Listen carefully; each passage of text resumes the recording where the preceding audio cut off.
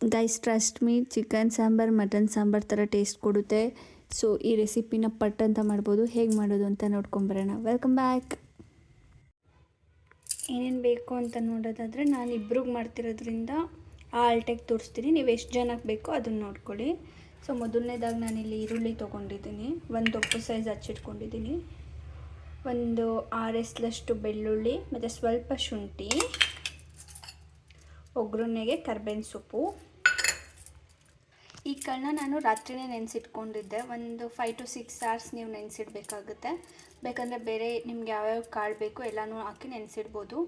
ಇದೆರಡು ಏನು ಪರ್ಟಿಕ್ಯುಲರ್ ಆಗಿ ಅಂತ ಏನಿಲ್ಲ. ಇದು ಆಪ್ಷನಲ್ಲು. ಕಾಳು ಜೊತೆ ನಾನಿಲ್ಲಿ ಪೊಟ್ಯಾಟೊ ಯೂಸ್ ಮಾಡ್ತಿದ್ದೀನಿ. ಬೇಕಂದರೆ ಬದನೆಕಾಯಿ ಆಲೂಗಡ್ಡೆ ಎರಡೂ ಹಾಕ್ಕೊಬೋದು. 1-2 ಟೇಬಲ್ ಸ್ಪೂನಷ್ಟು ಕಾಯಿ, ಕೊತ್ತಂಬರಿ ಸೊಪ್ಪು ಮತ್ತು ಸ್ವಲ್ಪ ಮೆಣಸು, ಚಕ್ಕೆ, ಲವಂಗ ಹಾಕ್ಕೊತಿದ್ದೀನಿ. ಸೊ ನಾವು ಫಸ್ಟ್ ಮಸಾಲ ರೆಡಿ ಮಾಡ್ಕೊಳ್ಳೋಣ ಇದನ್ನು ಯೂಸ್ ಮಾಡಿಕೊಂಡು. ಬಾಣಲಿ ಸ್ವಲ್ಪ ಬಿಸಿ ಆದಮೇಲೆ ಅದಕ್ಕೊಂದು ಸ್ವಲ್ಪ ಆಯಿಲ್. ಸೊ ನಾನು ಹಚ್ಚಿಟ್ಕೊಂಡಿರೋಂಥ ಈರುಳ್ಳಿ ಆ್ಯಡ್ ಮಾಡ್ತಿದ್ದೀನಿ, ಬೆಳ್ಳುಳ್ಳಿ, ಶುಂಠಿ, ಸೊ ಚಕ್ಕೆ, ಲವಂಗ, ಮೆಣಸನ್ನು ಹಾಕ್ಕೊಳ್ಳೋಣ. ಸ್ವಲ್ಪ ಚಿಟಿಕೆ ಅರಿಶಿನ ಹಾಕ್ಕೊಂಡು ಇದನ್ನೆಲ್ಲ ಚೆನ್ನಾಗಿ ಫ್ರೈ ಮಾಡ್ಕೊಬೇಕು. ಈರುಳ್ಳಿ ಎಲ್ಲ ಗೋಲ್ಡನ್ ಕಲರ್ ಬರೋವರೆಗೂ ಫ್ರೈ ಮಾಡಿದ್ದಾದಮೇಲೆ ಇದನ್ನು ಒಂದು ಜಾರಿಗೆ ಹಾಕ್ಕೊಂಡು ಅದ್ರ ಜೊತೆ ಪುದೀನ, ಕೊತ್ತಂಬರಿ ಸೊಪ್ಪು, ಕಾಯಿ ತುರಿ, 1 ಟೇಬಲ್ ಸ್ಪೂನಷ್ಟು ಖಾರದ ಪುಡಿ, 2 ಟೇಬಲ್ ಸ್ಪೂನಷ್ಟು ಮಸಾಲ ಪುಡಿ, ಅಂದರೆ ನಿಮ್ಮ ಅಳತೆಗೆ ಹಾಕ್ಕೊಳ್ಳಿ. ಇಷ್ಟೆಲ್ಲ ಹಾಕ್ಕೊಂಡು ಸ್ವಲ್ಪ ವಾಟರ್ ಹಾಕಿ ಫೈನ್ ಪೇಸ್ಟ್ ಮಾಡಿ ಸೈಡ್ ಇಟ್ಕೋಬೇಕು. ನೋಡ್ಕೊಂಡು ಹಾಕ್ಕೊಳ್ಳಿ. ಸ್ವಲ್ಪ ವಾಟರ್ ಆ್ಯಡ್ ಮಾಡ್ಕೊಂಡು ನೀಟಾಗಿ ಗ್ರೈಂಡ್ ಮಾಡ್ಕೊತೀನಿ. ಬಿಸಿ ಆದಮೇಲೆ ಸಾಸಿವೆ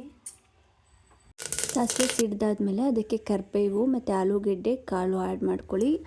ಬದನೆಕಾಯಿ ಆಪ್ಷನಲ್, ಬೇಕಂದರೆ ಆ್ಯಡ್ ಮಾಡ್ಕೊಬೋದು. ಒಂದು ಮಿನಿಟ್ ಫ್ರೈ ಮಾಡಿದ್ದಾದಮೇಲೆ ನಾವು ಫೈನ್ ಪೇಸ್ಟ್ ಮಾಡ್ಕೊಂಡಿರೋಂಥ ಮಸಾಲೆ ಮತ್ತು ರುಚಿಗೆ ತಕ್ಕಷ್ಟು ಉಪ್ಪು ಹಾಕಿ ಒಂದು 3 minutes ಮಸಾಲೆ ಸ್ಮೆಲ್ ಹೋಗೋವರೆಗೂ ಲೋ ಫ್ಲೇಮಲ್ಲಿ ಬಿಸಿ ಮಾಡಿ ಅದಾದಮೇಲೆ ವಾಟರ್ ಆ್ಯಡ್ ಮಾಡಬೇಕು.